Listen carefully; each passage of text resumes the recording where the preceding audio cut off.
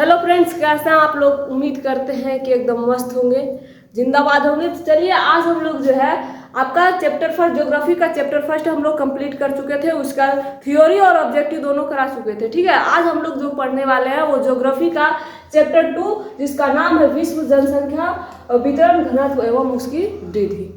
हम लोग इसमें जो है जनसंख्या के वितरण कैसे हुआ, वृद्धि क्या होता है, सब चीज़ों के बारे में एक क्लास में जानने वाले हैं। इसमें सबसे बड़ी बात यह है कि आपको जो पढ़ाया जाएगा और टॉपिक वाइज टॉपिक पूरे अच्छी तरह से एक्सप्लेन किया जाएगा। देखिए, जबकि हाँ साफ साफ लिखा हुआ इस चैप्टर का फुल एक्सप्लेन होगा, मतलब पूरा विस्तार में आपको टोटल चीज़ें बताई जाएगी। ठीक है, और ये जो वीडियो हम आप लोग को पढ़ा रहे हैं वीडियो के माध्यम से, ये टोटल मतलब कि कहने का मतलब ये हुआ कि यह जो है एनसीईआरटी बुक पर ही आधारित है। आपको जो है ऐसे भी माना जाता है कि जो बिहार बोर्ड में अधिकांश क्वेश्चन है वो एनसीईआरटी के बुक से मैच करते हैं। इसलिए जो है आप लोग के लिए हम टोटल क्वेश्चन टोटल जो बनाया गया है पीडीएफ वो सब जो है एनसीईआरटी के बुक से बनाया है। ठीक है, चलिए हम लोग सबसे पहले जानेंगे कि जनसंख्या कहते किसे, है ना, जनसंख्या होता क्या है, आखिर जो है जनसंख्या की हम नाम है जनसंख्या रखाया कैसे। देखिए, जनसंख्या जो है उसको अगर तोड़कर हम देखें तो जन प्लस संख्या, क्या जन प्लस संख्या। अब संख्या का मतलब भी आप लोगों को पता है, जन का मतलब भी पता है। जन का मतलब शाब्दिक तरीके से कहे तो होता है लोग, व्यक्ति, है ना, लोग या व्यक्ति। और संख्या का मतलब होता है उसकी संख्या, नंबर, मतलब कि लोगों की जो संख्या होती है उसे ही हम लोग जनसंख्या कहते हैं। ठीक है, लोगों की संख्या को क्या कहते हैं, जनसंख्या कहते हैं। उसके बाद सबसे पहली बात यह है कि जनसंख्या जो होता है उसमें कौन कौन से लोग जनसंख्या में गिने जाते हैं। जैसे अगर भारत का जनसंख्या माना जाए तो जो लोग भारत के हैं, है ना, मूल निवासी जो हैं वही भारत की जनसंख्या में उनका काउंटिंग हो सकता है। वही बात यहाँ लिखा हुआ है कि किसी देश के निवासी ही उसके वास्तविक धन्य होते हैं, यानी कि उसकी वास्तविक जनसंख्या के अंतर्गत आते हैं। ठीक है, यही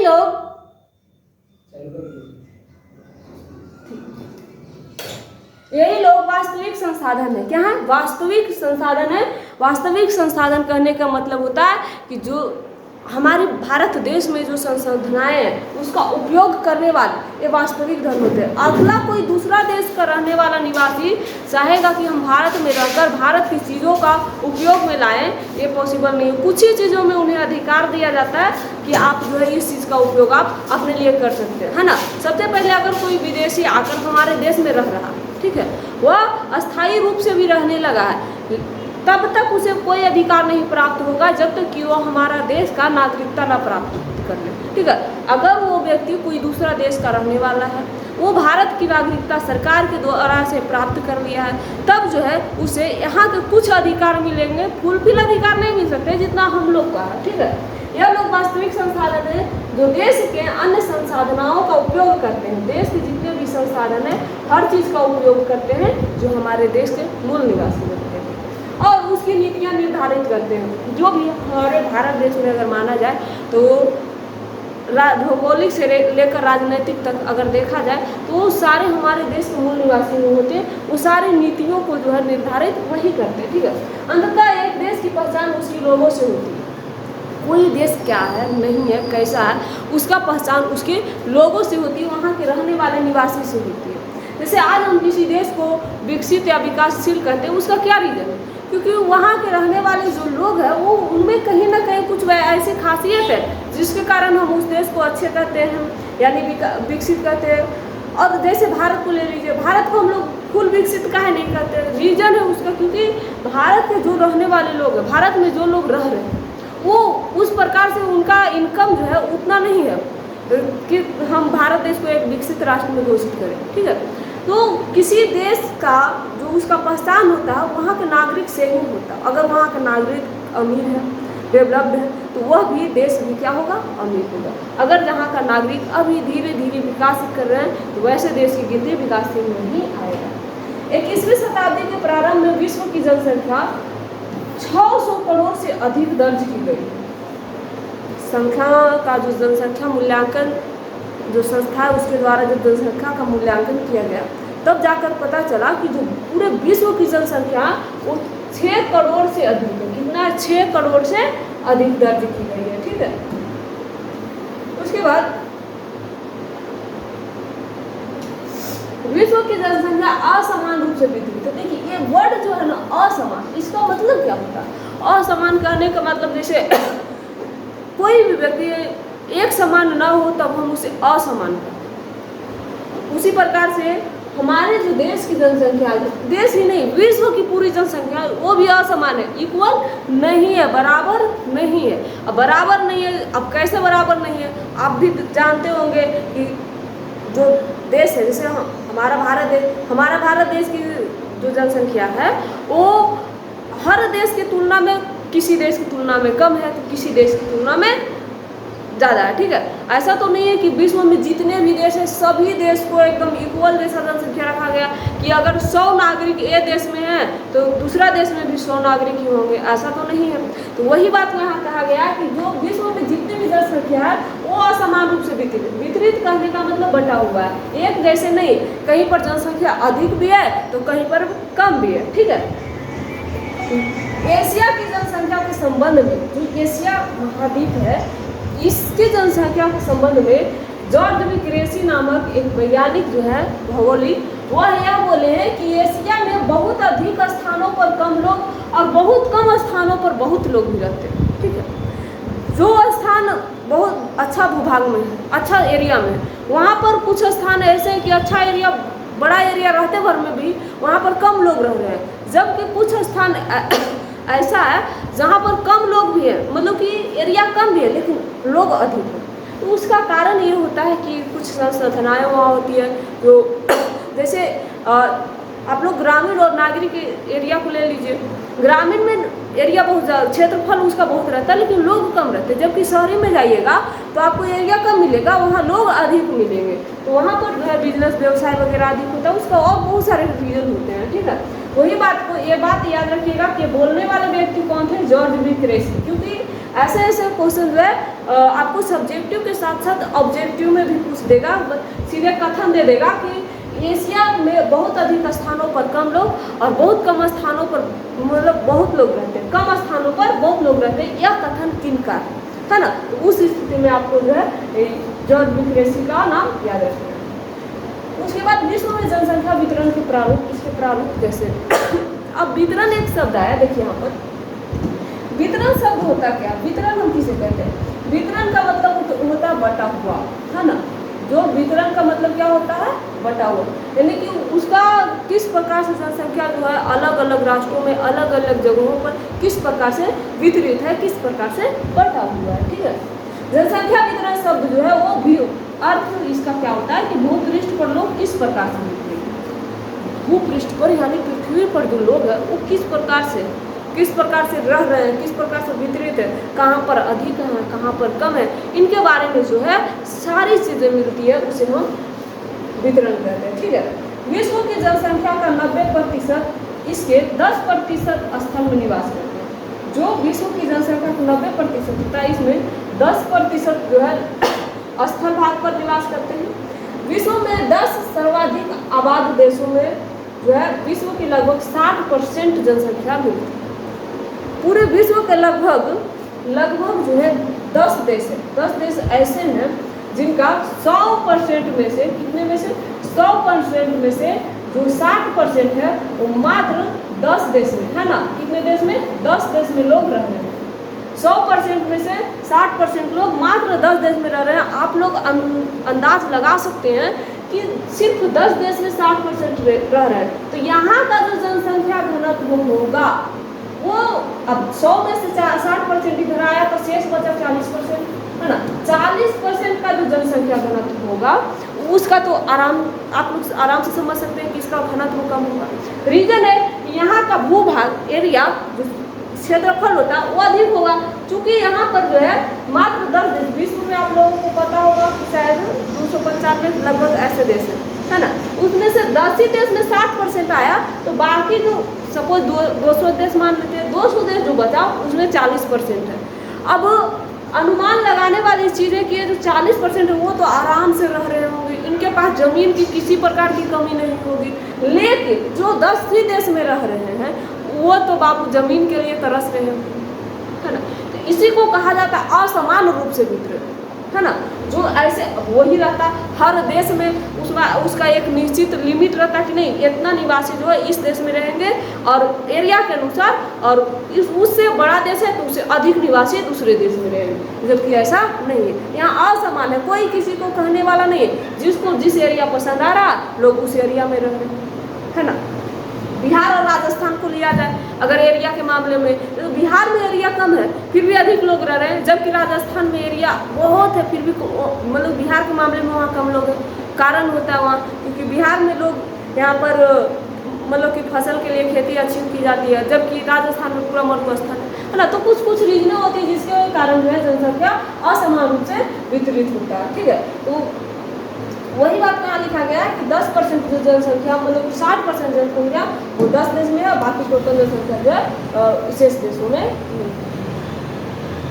उसके बाद जनसंख्या का घनत्व, अभी जस्ट हम आपको उदाहरण के तौर पर समझा रहे थे कि जो 40% जहाँ होगा जिस देश में होगा वहाँ का जनसंख्या घनत्व कम होगा। अब घनत्व होता क्या है, जनसंख्या घनत्व होता क्या, जैसे हम एक उदाहरण के तौर पर बताएं तो आप अपने घर और कोई और पड़ोसी के घर को लीजिए, है ना।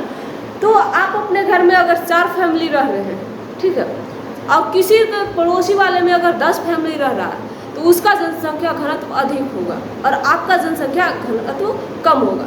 एक घर में रहने वाले लोगों की संख्या, है ना, और एक घर में रहने वाले लोगों की संख्या का जो रेशियो होता है वही उसको घनत्व कहते हैं। वो चाहे आप देश लीजिए, चाहे राष्ट्र लीजिए, चाहे वर्ग स्क्वायर लीजिए, ठीक है। वही बात को यहाँ पर बोला गया कि लोगों की जो संख्या और भूमि के आकार के बीच का अनुपात, जो लोग की संख्या होती है, मान लीजिए 1000 लोग है, ठीक है, 1000 लोग है और जो भूमि का एरिया है उसका आकार है वो मान लिया जाए वो 2 किलोमीटर ले लीजिए, तो यही दोनों का जो अनुपात होता है ना उसी को हम लोग जनसंख्या घनत्व कहते हैं। अब कहीं पर यहाँ पर हम उदाहरण दिए 2 किलोमीटर में 1000 लोग, ठीक है।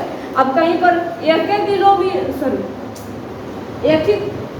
किलोमीटर में 5000 लोग रहने लगे, है ना, एक ही किलोमीटर में 5000 लोग रहने लगे तो यहाँ पर जनसंख्या घनत्व अधिक हो जाएगा।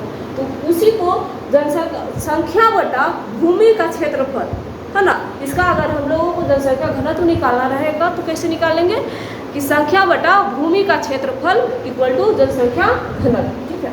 वही बात प्रति वर्ग किलोमीटर में रहने वाले व्यक्तियों की औसत संख्या क्या कहलाता है, जनसंख्या घनत्व कहलाता है, ठीक है। चलिए उसके बाद है हम लोग तो बहुत अच्छे तरह से जान गए हैं कि जनसंख्या घनत्व क्या होता है और कहीं पर जनसंख्या अधिक पाई जाती है तो कहीं पर कम पाई जाती है। लेकिन ऐसा क्यों होता है, इसके कहीं ना कहीं इसका प्रभाव तो कुछ विशेष रूप से है, तभी तो कम एरिया में भी ज़्यादा लोग रहना पसंद कर रहे हैं और ज़्यादा एरिया में भी कम लोग रह रहे हैं। कहीं ना कहीं रीजन उसका कुछ ऐसे कारक है जो उसे प्रभावित कर रहे हैं, इफेक्टेड पहुंचा रहे हैं, है ना। तो वही बात को हम लोग जानने वाले हैं। पृथ्वी पर जनसंख्या के असमान वितरण, घनत्व, वृद्धि को उनके अनेक कारकों ने प्रभावित किया। बहुत सारा रीजन है जिसके वजह से जनसंख्या का वृद्धि, जनसंख्या का घनत्व, उसका क्षेत्र, है ना, उसका वितरण, ये सब सारी चीज़ों को प्रभावित करने वाले बहुत सारे कारक हैं। जनसंख्या का घनत्व और वितरण को प्रभावित करने वाले कारक को आज हम लोग जानेंगे। पहला भौगोलिक कारक, पहला क्या, भौगोलिक कारक, जल की उपलब्धता। भौगोलिक कारक में आता है जल की उपलब्धता। अब देखिए पहाड़ी एरिया में जाइएगा आपको पानी कम मिलेगा। जैसे हम लोग अगर हम अपना स्थायी निवास के बारे में बोले तो इधर से हम लोग को राजगीर भी पड़ता है, ठीक है। राजगीर नज़दीक है तो जिस एरिया में पहाड़ है वहाँ पर पानी आपको बहुत कम मात्रा में देखने को मिलेगा, है ना।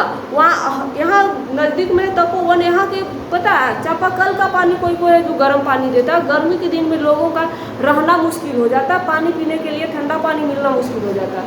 तो पहले अगर जल की उपलब्धता, वहाँ का जल कैसा, जल है भी तो कैसा जल है, कहीं कहीं का खारा जल भी हो जाता है, ठीक है।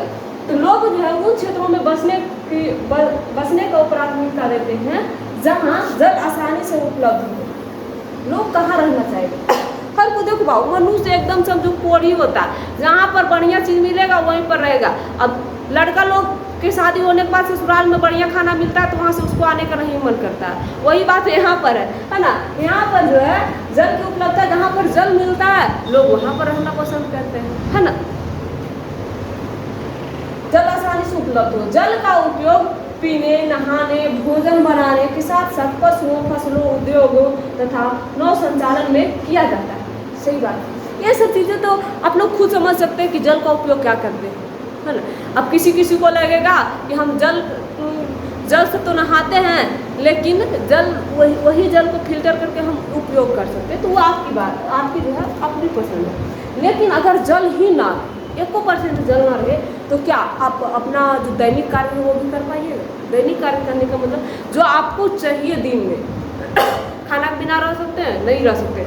तो आपको लगेगा खाना के बिना, पानी की बात हो रही है तो आप खाना के बिना कैसे कह रहे हैं? तो खाना के बिना आप नहीं रह सकते, तो खाना भी जो बनता है वो भी तो पानी ही उसमें संयोग से बनता है ना। अब आप बिना पानी के खाना बना सकते हो? नहीं बना सकते हो। हाँ, कुछ चीज़ों को बना सकते हो, कुछ चीज़ ऐसी हैं जिसको आप बना सकते हो बिना पानी के, लेकिन सारे चीज़, जैसे आपको अगर बनाना रहेगा मैगी, तो आप उसमें भी पानी लगेगा, उबालना में पानी लगता है, ठीक है। अब किसी को लग रहा होगा कि हमको मैगी बनाने आता है कि नहीं आता है, ठीक है। तो पानी का उपयोग नहाने में तो करते हैं। ऐसा तो नहीं है कि आप लोग किरोसिन मिट्टी का तेल से नहाते होंगे, अगर उसमें गलती से माचिस लग गया तो स्वाहे हो जाइएगा। भोजन बनाने में, है ना, भोजन बनाने में तो एकदम श्योर है पानी लगेगा। जैसे आप लोग को बनाने, कुछ भी भोजन में बना लीजिए, रोटी, चावल, दाल, हर चीज़ में पानी लगता है, हर चीज़ में पानी की ज़रूरत होती है। यहाँ तक कि खाते हैं तो बर्तन भी धोया जाता है, वो भी पानी से ही धोते हैं, है ना। पानी से ही धोया जा सकता है और कोई चीज़ से धोया ही नहीं जाएगा। पशुओं को पानी पिलाना, अब पशु को भी पानी, जितना ज़रूरत हम लोग को है पानी का, उतना ही ज़रूरत पशु लोग को भी है। अगर कोई कहेगा कि पशु को सिर्फ पीने, नहीं, वो लोग भी स्नान करना चाहता है। आप लोग भैंस को देखे हैं, भैंस जो है ना, उसको अगर पानी मिल जाए तो पानी से निकलना नहीं चाहती है जल्दी। फसलों में, फसल तो पानी के बिना हो ही नहीं सकता है ना। फसल के लिए पानी होना बहुत ज़रूरी है, एकदम बहुत ज़रूरी। खासकर बिहार में जो लोग रहते हैं, वो जो है बिहार के लोग जो फसल करते हैं वो सीधा पानी पर ही, प्राकृतिक पानी पर ही निर्भर रहते हैं। उद्योग में अगर आप इंडस्ट्री लगाए हैं, उद्योग लगाए हैं, वहाँ पर भी आपको पानी की आवश्यकता है। सबसे पहले तो आप खड़ा कीजिएगा कंपनी, उसमें आपको ईंट सीमेंट से जब उठाइएगा तो वहाँ पर पानी लगेगा, घर बनाने में पानी लगेगा। उसके बाद वहाँ उद्योग लगाइएगा, उसमें भी आपको पानी की ज़रूरत होता है। नौ संचालन में हर चीज़ में पानी का उपयोग किया जाता है। यही कारण है कि नदी घाटियाँ विश्व के सबसे सघन बसे हुए, मतलब जहाँ पर नदी है ना, जहाँ पर घाटी, वहाँ लोगों की संख्या सघन है। कहने का मतलब घनत्व अधिक है, सघन कहने का मतलब वहाँ की जनसंख्या बहुत गाढ़ा है, ठीक है। उम्मीद करते हैं कि आपको ये सब बातें समझ में आ रहा होगा। अगर किन्हीं को ना भी समझ में आए तो बेझिझक हमको बता सकते हैं कि यहाँ पर ये चीज़ हमें नहीं समझ में आया, उसके लिए अलग से हम लोग विचार करेंगे, अलग से उनको समझाया जाएगा, ठीक है। उसके बाद है भू आकृति, जो भौतिक कारण है, भौतिक जनसंख्या वितरण के, उसका दूसरा है भू आकृति। लोग समतल मैदानों में, मंद ढालों पर बसने की वरीयता देते हैं। अब जहाँ पर, हाँ, तो हम आप लोगों को ये बता रहे थे कि जहाँ पर जिस एरिया में पर्वतीय एरिया जो होता है या पहाड़ी एरिया जो होता है, वहाँ पर बाबू आपको जो है ना तो आप अच्छा से सड़क का निर्माण कर सकते हैं, ना ही कोई औद्योगिक विकास वहाँ हो सकता है, ना ही आप वहाँ फसल सही से कर सकते हैं, है ना। इस प्रकार जो है आपको, आप आने वाला समय में अपना विकास नहीं कर पाइएगा। इसलिए लोग जो है ज़्यादातर मतलब समतल एरिया है या फिर मंद ढाल कहने का मतलब जो है कम ढाल है, वहाँ पर रहना ज़्यादा पसंद करते हैं, ठीक ना। तो उम्मीद करते हैं कि आपको ये जो भू आकृति वाला कारण है, ये आपको समझ में आ रहा होगा कि लोग समतल भूभाग में रहना पसंद क्यों ज़्यादा करते हैं। आपको तो ये बात अच्छी तरह से समझ में आ गया होगा कि जहाँ की आकृति समतल होगी वहाँ जनसंख्या घनत्व अधिक होगा, और जहाँ का जो भूभाग है वो पहाड़ी या पर्वतीय होगा, वहाँ का जो जनसंख्या घनत्व है वो कम होगा। रीजन तो आप लोगों को साफ अभी बताए, वहाँ ना तो सड़क का निर्माण होगा, ना तो फसलें अच्छी होगी, ना तो आप औद्योगिक क्षेत्र में कुछ विकास कर पा सकते हैं, ना ही सड़क का निर्माण सही से कर सकते हैं। इसलिए जो है समतल भूभाग वाले आकृति में लोग रहना ज़्यादा पसंद करते हैं। उदाहरण के लिए गंगा का मैदान जो है, गंगा का मैदान विश्व में सर्वाधिक सघन जनसंख्या वाले क्षेत्रों में एक है। गंगा का मैदान में ही हमारा पटना भी जो है ना, वो गंगा के किनारे ही रहने वाला एक शहर है। गंगा के किनारे ही बसने वाला एक शहर के नाम में पटना भी आता है। आप लोग जो बिहार में पटना से बिलोंग करते होंगे उनको तो अच्छी तरह से पता होगा कि पटना की जनसंख्या क्या है। अधिकांश नदी के किनारे रहने वाले एरिया में जनसंख्या बहुत अधिक सघन पाई जाती है, ठीक है। जबकि हिमालय या पर्वतीय क्षेत्रों का जनसंख्या विरल होता है। विरल कहने का मतलब वहाँ का जनसंख्या हम लोग कम होता है, मतलब सब छितिर बितिर होता है, इधर उधर जैसे तैसे रहता है, ठीक है। चलिए हम लोग तो इसकी भू आकृति का जो रीजन है वो हम लोग समझ गए। पहला जल जो है मेन कारण है कि जल जहाँ रहेगा वहाँ जनसंख्या अधिक रहेगा, क्योंकि जल हम लोग जल के बिना रह ही नहीं सकते।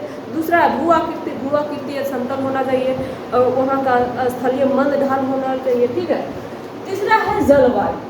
अब हम लोग जो बिहार में रह रहे हैं उसको ले जाकर जम्मू कश्मीर में छोड़ देगा और बिना स्वेटर के तो पक्का ठंडा मारेगा, जबकि वो जो जम्मू कश्मीर में रह रहे हैं वो अच्छी तरह से वहाँ रह रहे हैं। तो रहने के लिए उसकी बॉडी के अनुसार उसके जो है जलवायु होना भी बेहतर है ना। और भी हर चीज़ के लिए जलवायु का होना बहुत जरूरी होता है। अधिक वर्षा अथवा विषम और सूक्ष्म जलवायु के क्षेत्रों में कम जनसंख्या पाई जाती है, जहाँ वर्षा अधिक होती है। अच्छा, आप लोग को लग रहा होगा कि जहाँ वर्षा अधिक होती है वहाँ फसलें अधिक होती है, ऐसा नहीं है। एक कोई भी फसल होने के लिए ना वर्षा का होना उसका एक निश्चित होता है, ठीक ना। अब जहाँ ज़्यादा वर्षा हो रहा वह उस एरिया में ऐसा नहीं है फसल अच्छा होगा। जैसे धान के लिए, हाँ धान की फसल के लिए थोड़ा सा बारिश का बहुत ज़्यादा ज़रूरत रहता है, लेकिन उतना नहीं ज़रूरत रहता कि पर डे बारिश होते रहे, उस स्थिति में धान भी नहीं होता है ना। तो कोई भी फसल कोई भी चीज़ों के लिए मतलब कि वर्षा कम होना चाहिए। अधिक वर्षा या विषम और सूक्ष्म जलवायु वाले क्षेत्र में लोग रहना कम पसंद करते हैं, उसके बहुत सारे रीजन। भूमध्य सागरीय प्रदेश में सुखद जलवायु के कारण इतिहास में आरंभिक कालों में बसे हुए, तो शुरू से ही जो भूमध्य सागरीय प्रदेश है वहाँ प्राचीन काल से लोग जो है वहाँ रह रहे हैं, आरंभिक कालों से ही रह रहे हैं, क्योंकि वहाँ की जलवायु जो है वो अच्छी है ना। वहाँ की जलवायु क्या सुखद है, मतलब कि हम ही लोग के अनुकूल रहने के लिए, वहाँ बसने के अनुकूल जलवायु, इसलिए लोग जो है वैसे स्थान में रहना पसंद करते हैं, ठीक है। मृदाएं मतलब मिट्टी है ना, वहाँ की जो है मिट्टी वो उपजाऊ दोमट मिट्टी वाले प्रदेश में अधिक लोग रहते हैं, जहाँ की मिट्टी उपजाऊ होती। अब देखिए, अब आप जो है खेती करना चाह रहे हैं, ठीक है, अब खेती करने के लायक मिट्टी नहीं है तो आप क्या खेती कर पाइएगा? नहीं। अब हम राजस्थान में वैसा मरुस्थलीय क्षेत्र में जाकर बोलेंगे कि हम यहाँ जो है खेती करेंगे, फसलें उगाएंगे, पॉसिबल है? और खासकर जो फसल मिट्टी में होता है वो नहीं हो पाएगा। तो उसके लिए जो है मिट्टी का मृदाएं जो है उसके हिसाब से उपजाऊ होना चाहिए, कैसी दोमट मिट्टी होनी चाहिए। अगर ऐसा रहता है तो उस स्थान में लोग जो है अधिक रहते हैं, क्योंकि वहाँ सुविधाएँ मिल जाती है सब तरह की, क्योंकि मृदाएं गहन कृषि के आधार पर बन सकती है, ठीक है। कृषि अगर करेंगे तो जब तक मृदा मिट्टी सही नहीं रहेगा कृषि होना पॉसिबल नहीं।